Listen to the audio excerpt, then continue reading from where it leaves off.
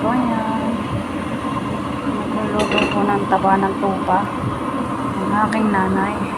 Nanggaling po kami sa party ng kanyang kapatid kung kami nag-celebrate ng Eid. Ito po ang nakikita nyo ay yung aming sineperate na taba ng karne ng tupa. May kasama po itong kalahating lemon at 2 peraso ng apple. Iniwa sa apat. At yan.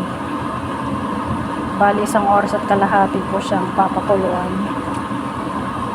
Pang-alis lang sa siguro mga kabayan yung lemon at apple. Tapos nilagyan ni nanay ng bay leaves.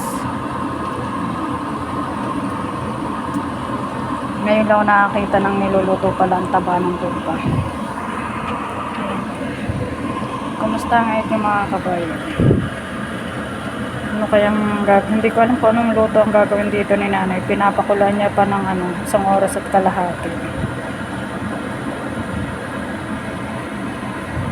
Takpan na muna natin. Thank you for watching.